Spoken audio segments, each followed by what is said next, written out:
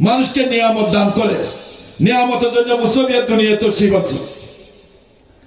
মুসা শব্দ অর্থ দুই দ্বারা তলোয়ার। কয় দ্বারা? মুসা শব্দের যে অভিধানিক অর্থ দুই দ্বারা তলোয়ার, যাইতেও কাটে আসতেও কাটে। তাহলে যাইতে কাটে আসতে কাটে কি কাটে? ওইটা যাওয়ার সময় গুনাহ কাটে, পাপ কাটে, মুসুল করে দে, আসার সময় আপনারা পবিত্র করে দে, তসকে তুমি নুরি বানাই দে। সেটা তো মুসবিয়া দরবার। যে মুসবিয়া দরবার, সেই মুসবিয়াকে বাবাজানকে আপনার বাবার নারী বলছিলেন, আমার দুইটা চক্ষু আপনাকে দিলাম, যাইয়া আমার খুললে সাজানোর জন্য একটা মেয়ে নিয়ে আসেন শাদী করানোর জন্য। তাহলে বাবার নারী অর্থাৎ বলা হয় বাবার নারী দুইটা চক্ষু আমার এর ক্ষমতা, আধ্যাত্মিক ক্ষমতা কাকে দিয়েছেন? হযরত মুসবিয়া বাবাকে। সেই হচ্ছে মুসবিয়া বাবাজান।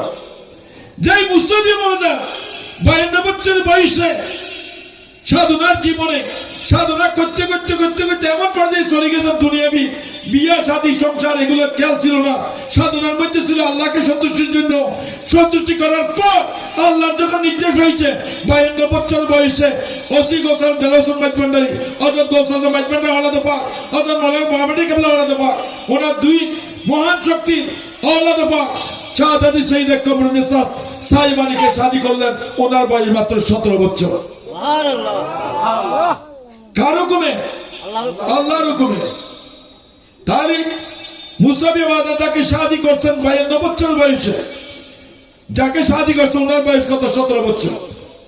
ওনার গৌসরাজ মাইজভান্ডারি অর্থাৎ কাবার নাতির ঘরের প্রতি পুত্র বংশীয়, আর মৌলানা বাবান্ডারি মায়ের ঘরের নাতি। তাহলে দুটো মহাশক্তির হলাদ কিনা, ব্লাড কিনা।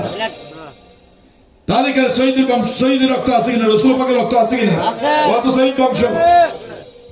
সেই শহীদ বংশে, সেই শহীদ বংশের আওলাদ মাজার মুসবিয়া বাবাজানের বিবি যা মুসবিয়া বাবাজানের ঘরে দুই আওলাদ জন্ম হয়েছে। কয় আওলাদ? দুই আওলাদ। তাহলে যারা জন্ম হয়েছে দুনিয়া তশরিফ আছে, বড় শাহজাদি ছোট শাহজাদি, তাদের মধ্যে রসুলের ব্লাড আছে কি নেই? বাবান্ডারের ব্লাড আছে কি নেই? গৌসরাজ মাইজভান্ডারির ব্লাড আছে কি নেই? এবং তারা সাইনসাদ জলম মাইজভান্ডারির বাগিনী, তাদের মধ্যে ব্লাড আছে কি নেই? তাহলে তারা শহীদ বংশ।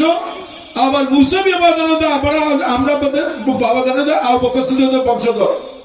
হযরত আবু বকর সিদ্দিক রাদিয়াল্লাহু আনহু রাসূল পাকের জানক বাহক, সাহাবা কেরামদের মধ্যে ইশকের মর্যাদা সর্বশ্রেষ্ঠ সাহাবা কেরাম হযরত সিদ্দিক আকবর মুকররম। সবাই বলে সুবহানাল্লাহ। সে হযরত